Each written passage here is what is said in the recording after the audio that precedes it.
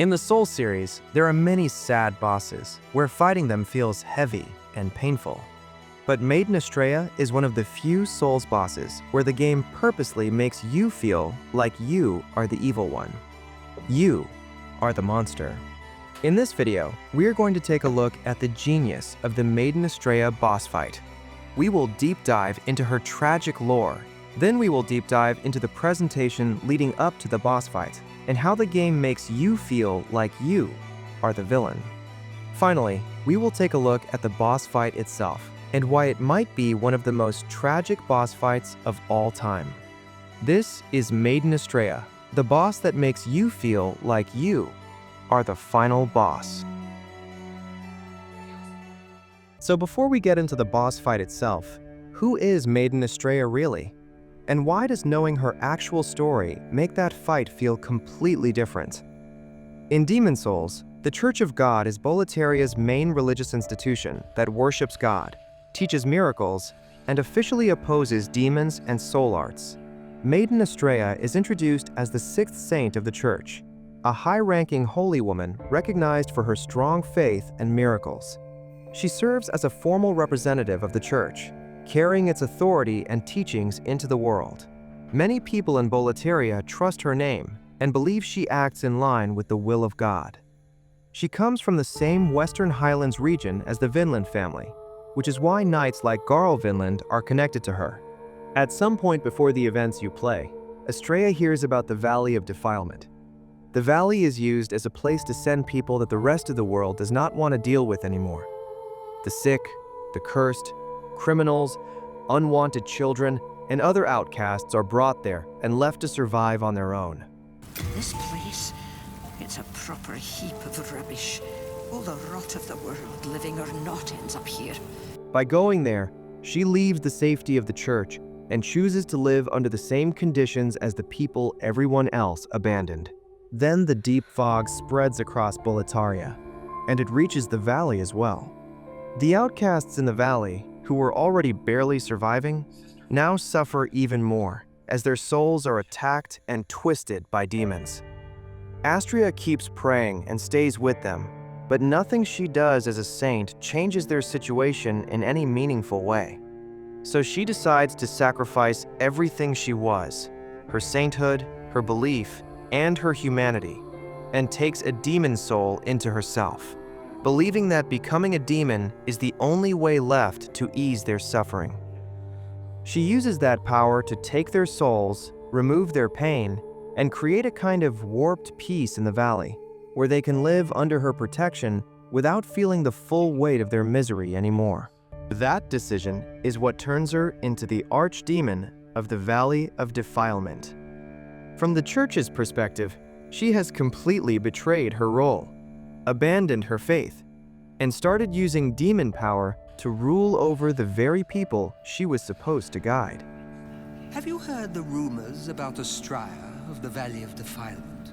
They claim that she and her loyal knight have become demons and lead a clan of degenerate miscreants. In truth, the rumors are surely unfounded. There are all sorts of wrongdoers down there who would think up such nonsense. Yet, if the rumors are true, then may she be eternally damned for her debasement of the Lord's name. Astraea of the Valley of Defilement. The last I heard, Saint Astraea of the West was accompanied by the knight Garl Vinland. She would never be corrupted by souls, not under the protection of such a renowned knight in his charmed armor. Surely it is mere slander. Sadly, the weak are prone to such backstabbing. Many honorable knights have ventured into Boletaria in search of the Valley of Defilement. The vicious rumors about Astraea offend our most basic sense of respect for God's name.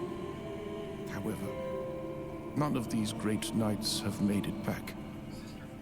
Could it be that that wretched valley is so infested with grime that even our Lord's voice does not resonate there? Or perhaps it is the fate of those left behind by God. From the perspective of the valley's residents, she is the only person who ever stayed with them. took their suffering seriously and gave them any kind of relief, even if it came from a cursed source. It's an ironic tragedy. She sacrificed herself to save the outcasts, but in doing so, became the same kind of demon she was supposed to fight against. By the time your character reaches World 5, all of this has already happened. Astraea is now the archdemon of the Valley of Defilement and holds the pureblood demon soul. Garl Vinland has chosen to stay with her as her personal protector, standing between her and any intruder who comes down the path. The depraved and other residents of the valley behave like followers who are ready to die before letting you near her. Okay, now that you already know who Maiden Astraea really is, let's look at the genius boss design itself and break down why it is so geniusly designed to make you feel like you might be the monster instead of the hero. Before we continue, please consider to subscribe to the channel as well. I regularly upload high-quality game analysis about Souls games. Your support means a lot. Thank you. Now, let's continue. Let me give you another angle on this. In most fantasy stories, you are given a hero to follow and a demon to hate, and the entire plot pushes you toward the moment where the hero defeats that demon. Think about how often you play as the chosen one, killing corrupted creatures, and the story almost never stops to ask whether those demons might have their own reasons or their own side of the story. Demon Souls expects you to think like that, and it frames everything around that assumption. So by the time Demon Souls starts talking about demons ruining Boletaria, your brain is already ready to see yourself as the hero, and every demon as another enemy that needs to be destroyed. From the very beginning, the game tells you that coming to Boletaria to slay demons is the right thing to do. The opening explains that demons brought the fog and ruined the world. And then the Monumental calmly tells you that your duty is to hunt down the archdemons and take their souls. Think about how everyone talks to you at the Nexus. They either talk about demons with fear, or they talk to you like you are the hero who is supposed to stop them. The game never asks whether killing demons is right or wrong. It just presents slay the demons as your role in this world. So you walk into every new area assuming you are the hero, and that killing demons is always the right thing. That is, until you reach the Valley of Defilement. This is the world many players end up tackling near the very end, so you naturally expect its archdemon to be one of the worst monsters in the game. By that point, you have already seen huge, dramatic bosses in other worlds, so it is easy to assume that the final demon at the bottom of this place will be even more disgusting and dangerous than anything you have fought so far. The valley itself reinforces that idea, with poison, rotten enemies, and a layout that feels like you are climbing down into the lowest, most corrupted layer of the world just to put down whatever horror is sitting at the bottom. Which is exactly why it hits your conscience when you finally reach the bottom and see a calm, gentle-looking woman sitting among the sick and discarded, instead of a roaring monster. When you step through the boss fog, the game doesn't throw you straight into the fight. She doesn't attack you. No, she tells you to leave them be. Leave us, Slayer of Demons. This is a sanctuary for the lost and wretched. There is nothing here for you to pillage or plunder. Please, leave quietly. You see these defiled people praying to Maiden Astraea like she is their god. Garl Vinland is standing in your way. He is a warrior with a duty to protect Maiden Astraea, but it is heavily implied that he is in some sort of relationship with her, as suggested by their interaction. Garl steps between you and Maiden Astraea. Yes, Garl Vinland is the actual boss here. A very interesting detail that I found here is that the boss music doesn't start even after you enter the boss room, not even when she asks you to leave. The boss music only starts when you get close enough to Garl Vinland and aggro him.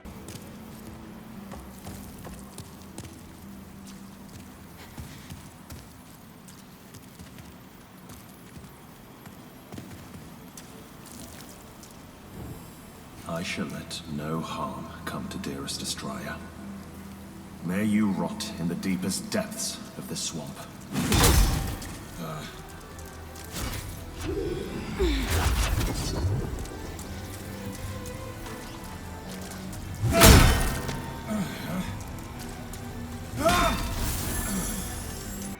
So it really makes you feel like, who is the boss here? You start to feel like you are the final boss in their story. In their story, you are the villain, as you are the intruder who comes to their sanctuary. By the way, can we take a second to appreciate the boss's music here? The boss's music here is so good. It really highlights the tragedy of Maiden Astraea and the valor of Garl Vinland. I couldn't think of a better boss theme for them. We live humble lives. Leave us be.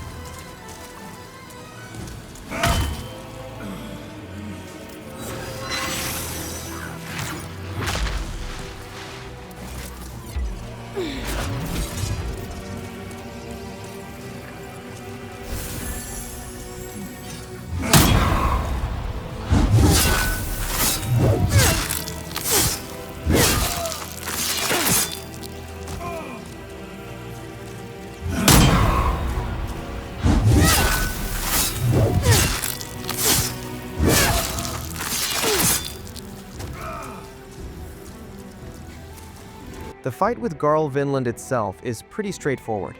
He uses a very big great hammer, so just be careful with that. But his attack is pretty slow, and you can just easily parry him. As you can see from the video, I just wait for him to attack and parry him over and over again with my Northern Regalia sword. Maiden Astraea is just standing at the back during the entire fight, and you have to go past Garl Vinland to get to her. If you try to go sideways, you will instantly get plagued by the arena. Well, you could actually kill Maiden Astraea without killing Garl Vinland as well. But it is a bit tricky and hard to do.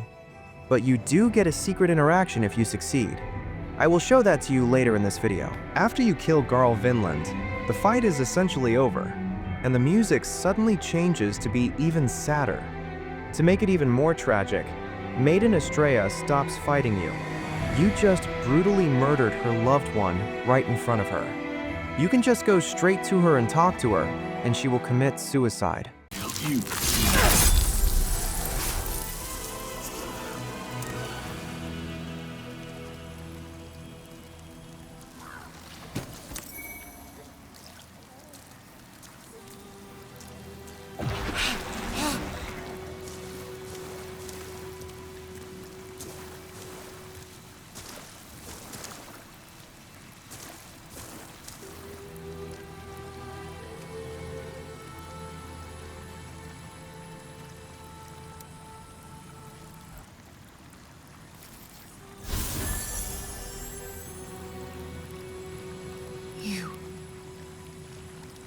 You killed him, didn't you? Very well. I can no longer resist you. Do as you like. Take your precious demon soul.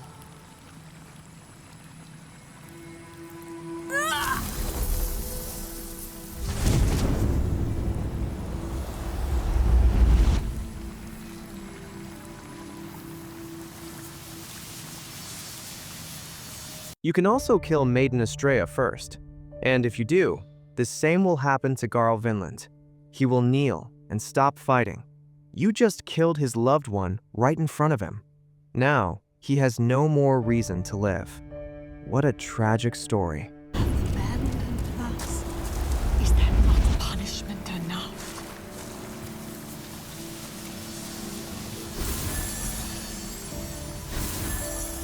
This, in my opinion, is one of the saddest boss fights in Souls games, and even in all of gaming. The entire presentation of the fight is genius. From the lore, the presentation before the fight, the tragic soundtrack, and the fight itself, everything is meticulously designed to make you feel like you are the bad guy. Even though, technically, she is a real archdemon, and you really do have to kill her.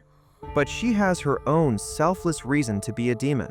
Sometimes, even the very best intention is just not enough. And that, my friend, is the genius of the Maiden Astraea boss fight in Demon Souls. The boss that makes you feel like you are the boss. I regularly upload high-quality Souls game analysis on my channel. Please consider to subscribe to support me. I am still a small channel, so your support really means a lot. Thank you for watching, and I shall await thy return, Slayer of Demon.